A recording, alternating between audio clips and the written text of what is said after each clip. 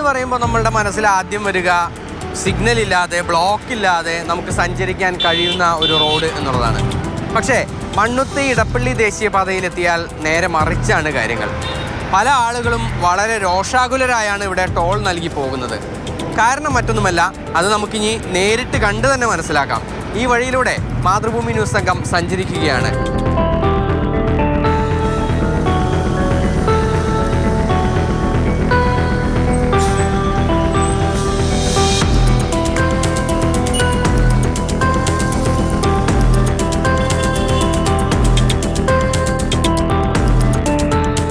Palekkara toll പ്ലാസയിൽ നിന്നും കേവലം 1 kilometre മാത്രം മാറി ആമ്പല്ലൂർ എത്തുമ്പോൾ തന്നെ ആദ്യത്തെ ഗതാഗത കുരുക്ക് തുടങ്ങും. ഇവിടെ മേൽപ്പാലം പണി നടക്കുകയാണ്. പക്ഷേ ഓരോ ദിവസവും വലിയ കുരുക്കാണ് ഇവിടെ ഉണ്ടാകുന്നത്. യാത്രക്കാർ ഏറെ ബുദ്ധിമുട്ടുകയാണ് ഈ വഴി പോകാൻ.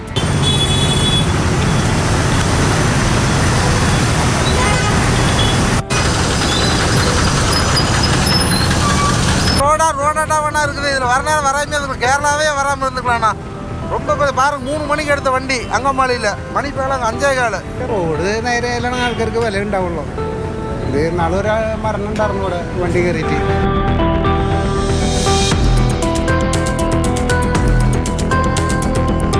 നമ്മളിപ്പോൾ പേരാമ്പ്രയിലാണ് എത്തി നിൽക്കുന്നത്. ഇവിടെയും മേൽപ്പാലത്തിന് ജോലികൾ നടക്കുകയാണ്.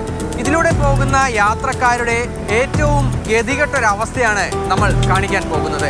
ഏകദേശം 1 കിലോമീറ്ററിലധികം ദൂരത്താണ് ഇവിടെ ട്രാഫിക് ബ്ലോക്ക് അനുഭവപ്പെടുന്നത്. വാഹനങ്ങൾ നിരനിരയായി കിടക്കുകയാണ്. ഒരു പരിഹാരവും ഇതിനിതുവരേക്കും ഉണ്ടായിട്ടില്ല. ഓരോരുത്തരും ദേശീയപാത അധികൃതരെയും ടോൾ പിരിവ് കമ്പനിയെയും രാഗിക്കൊണ്ടാണ് ഇതിലൂടെ പോകുന്നത്.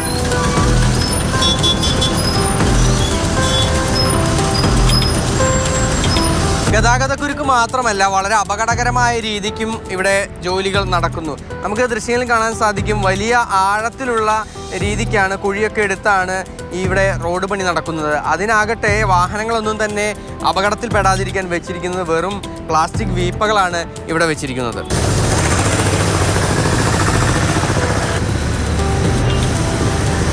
ടോളൊക്കെ കൊടുത്തിട്ട് വന്ന് ഭയങ്കര ബ്ലോക്ക്. എന്താ ചെയ്യുക? ഇത് ഇങ്ങനെ ആയിക്കഴിഞ്ഞാൽ എന്താ പറയുക? നിങ്ങളൊന്ന് കാര്യമായിട്ട് തന്നെ ഒന്ന് ഇടപെടി. ഇതിൽ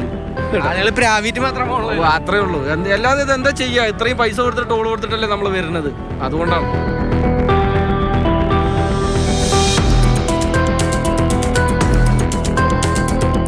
എല്ലാവരും ദുരിതമില്ല.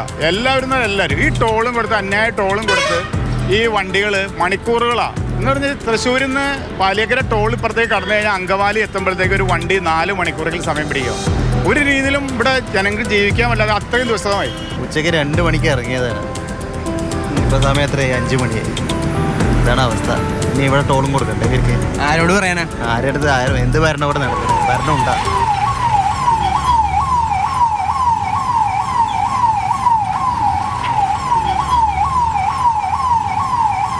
ആംബുലൻസിന് എല്ലാവരും സൈഡ് കൊടുത്തോണ്ട് അതിന് ജീവൻ കിട്ടി, അല്ലെങ്കിൽ ജീവൻ കിട്ടില്ല.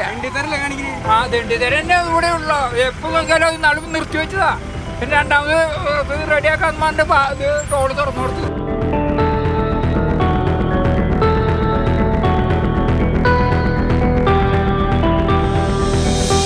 ഇപ്പം മെട്രോ വന്നുകൊണ്ട് ആലുവയിൽ നിന്ന് അപ്പുറത്തേക്ക് കുറച്ച് ആ 2 സൈഡിൽ കൂടെ ആയാലും വണ്ടികൾ പോവാം. ബാക്കി എവിടെ റോഡ് ഉണ്ടാക്കിയിട്ടാണ് ടോൾ പിരിക്കണേ? ഒന്നുമല്ല. ഇത് ഞാൻ പറഞ്ഞില്ലേ, കുറേ ആൾക്കാരെ എവിടെയൊക്കെ സ്വാധീനിച്ച്, ആരെയൊക്കെ സ്വാധീനിച്ച്, ഇന്ന ആളൊന്നും നമുക്കറിയത്തില്ല, സ്വാധീനിച്ച് ടോൾ പിരിവ് സുഖമായിട്ട് നടക്കുകയാണ്. അത് മാത്രമേ നടക്കുള്ളൂ. വണ്ടിക്കാർക്കും ഇത് പോകുന്ന യാത്രക്കാർക്കും മുഴുവൻ ദുരിതം മാത്രം സമ്മാനിക്കുന്ന ഒരു പണിയാണ് ഇപ്പോൾ ഇവിടെ നടക്കുന്നത്.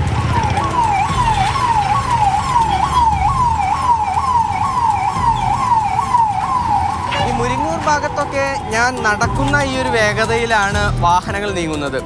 മുരിങ്ങൂർ മാത്രമല്ല, കൊരട്ടിയിലും ഒക്കെ സമാനമായ സ്ഥിതിയാണ്. 24 മണിക്കൂറിനുള്ളിൽ ടോൾ പിരിവ് നിർത്തിവെക്കാനുള്ള ഉത്തരവ് കളക്ടർക്ക് പിൻവലിക്കേണ്ടി വന്നു.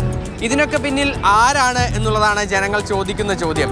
എവിടുന്ന് ഉത്തരം കിട്ടാൻ എന്നാണ് അവർ ഇപ്പോൾ മനസ്സിൽ പറയുന്നത്. സുജീവ് പട്ടാമിക്കൊപ്പം MS ലിഷോയ്, മാതൃഭൂമി ന്യൂസ്, തൃശ്ശൂർ.